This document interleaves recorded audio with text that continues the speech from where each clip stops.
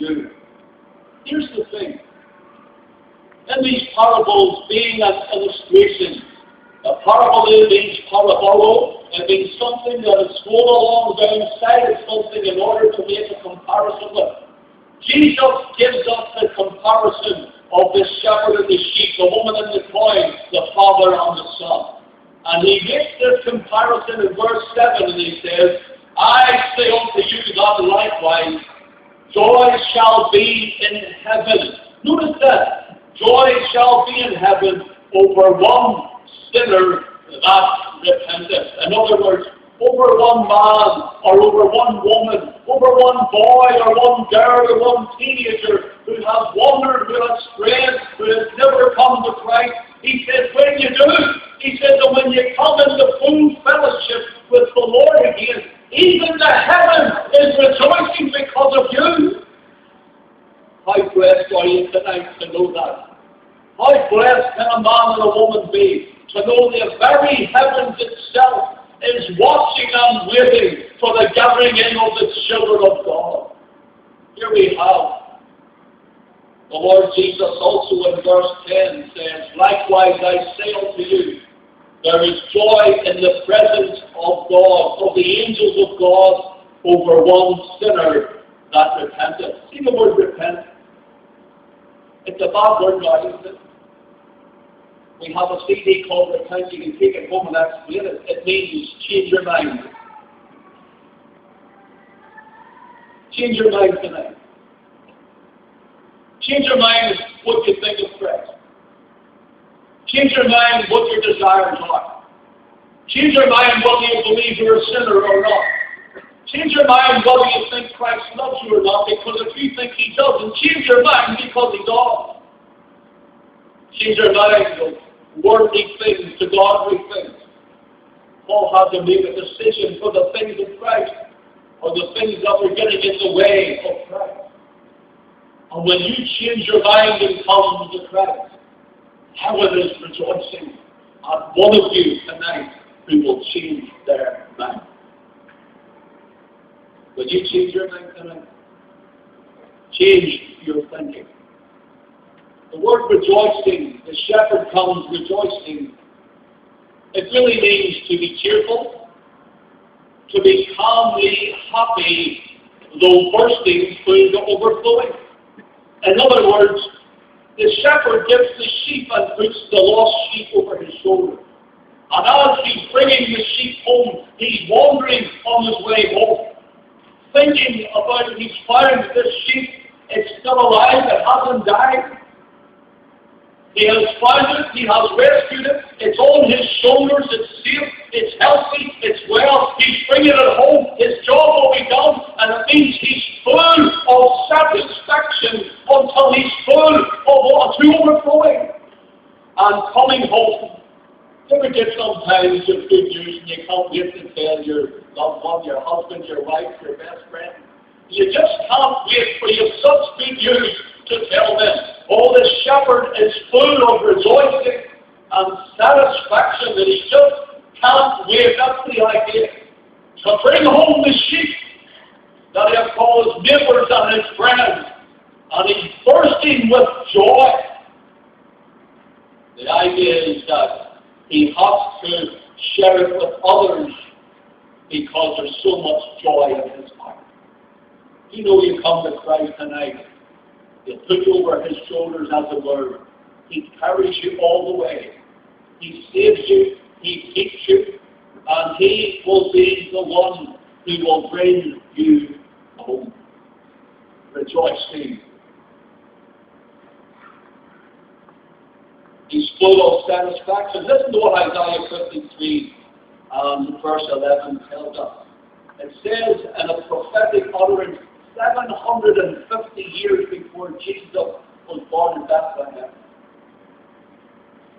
He shall see the travail of his soul. In other words, Christ would die on the cross, for in the same chapter we are told, for he was wounded for our transgression, and he was bruised for our iniquity, and the chastisement of our peace was upon him. By his stripes we are healed. All we like sheep have gone astray. We have turned every one to his own way, and the Lord hath laid on him the iniquity of us all. You are a sheep tonight. You are a sheep of your lost or a sheep found. You're a sheep tonight, and you're a sheep of God's fold and God's pasture when you come to Christ. All we like sheep have gone astray. And here's the thing for you, friend, to grasp hold of tonight. Verse 11 says, He shall see the travail of his soul. Christ dying upon the cross, bleeding and taking your sin in mind. He sees his accomplishment. He shall see the travail of his soul, and he shall be satisfied. In other words, he's satisfied because he brings every little lost sheep home again upon his shoulder. An old preacher called Thomas Watson once said, Here, that is on earth, here, joy enters into the saints. In heaven, they enter into joy. Look what the Lord Jesus said in Matthew chapter 25. He says that that great day, when the kingdom is fully established, He will say to those who know Him, and He will say to those who have followed Him and served Him, Well done, thy good and faithful servant. Listen, enter thou into the joy of thy Lord.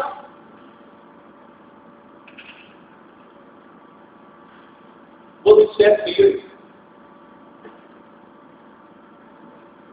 friend, will He say it to you? Here's another thing He says for those He does not know. Depart from me, I knew you not. Here we have three things briefly about these lost things. First of all, these three lost things are personal. Let me say it again. These three lost things are personal. Psalm 23 and verse 1, David, the shepherd boy, understanding the shepherd and the sheep. Listen to what he said. The Lord is my shepherd. That's something to tell you, friend. If you were to die tonight and I was to die, they may read this as they put it into the ground, or they may read this as they're having a nice service in the church. But friend, can you say personally tonight, the Lord, He was my shepherd, I know Him. It was personal. The shepherd says, Come and rejoice with me, for I have found my sheep. Are you His tonight? Here's something else David says in Psalm 23. Yea, though I walk through the valley of the shadow of death, I will fear no evil, for thou art with me. Notice the way he says it. He's saying it like I'm preaching to you. Yea, though I walk through the valley of the shadow of death, he's praying unto the Lord. Then he turns, for he says, For thou art with me. He had a personal relationship with him. So this sheep is personal. Luke 15 says the shepherd sought the sheep until he found it. Matthew 18 tells us in verse 12 that the shepherd goeth over mountains and seeketh that which is gone astray. Verse 14 says, Even so, it is not the will of your Father which is in heaven that one of these little ones should perish. The Lord has brought you to the tent. Well, somebody gave you a lift, maybe so, but the Lord told him to give you a lift. For He doesn't want you to perish. You are personal to Him. He wants to be personal with you. He wants you to do well and to bless you. He wants to save you. Secondly, moving quickly, they are personal. Secondly, they are precious. Precious. Not only does the shepherd seek and the woman sweeps, they don't stop until they find him.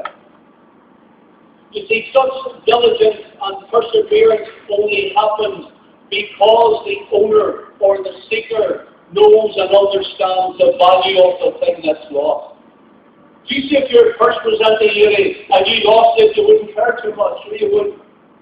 But if all your money was in your purse, you know the value of it, so you would seek it and seek it and seek it until you find it.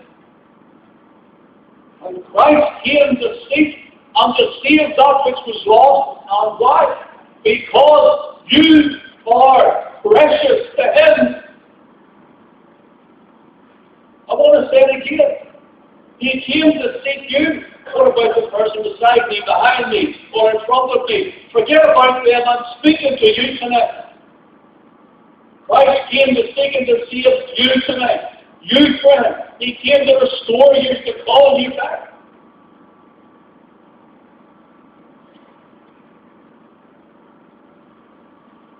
You may not know how valuable you really are, but the Lord knows how valuable you are. You may think you're worthless.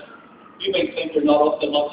You may think no one cares about you. You may think you're just the poor soul that nobody really knows about. You may think that you're full of depression, and you think that you're not really getting on in life. Well, sure, who would want you and who would care? I want you to know you're precious tonight. I want you to know that the Lord loves you tonight. That the Lord loves you enough that He seeks you out every day. And He sought you out to bring you here tonight to tell you something, that He loves you. The Lord loves you. How precious are you? Well, here's a little hint for you. Mark chapter 8, verses 36 and 37. The Lord Jesus said these words, "For what shall it profit a man or a woman? What shall it profit a man if he should gain the whole world and lose his own soul? Or what shall a man give in exchange for his soul?" Let me just round this up for you. If you had all the oil that the governments are fighting over tonight, and all the billions of expenditure they're putting into their armed forces, and the waste of life of it, if you had all of the oil and all the gold and all the diamonds of Africa, if you had all the rubies and all the gems and all the bonds and all of the life, if the whole heaven itself, it wouldn't amount to how precious you are in the eyes of Jesus tonight. If He owned the whole world, and everything in the whole world, if He owned it all, friend, your soul, you inside, you are more precious. And Christ knows the value of it. Christ knows your value. And He came, and only His blood, and was shed on the cross of Calvary, was able to redeem you. You're precious. See, the woman here is symbolic of the Holy Spirit working through God's redeemed saints, the church.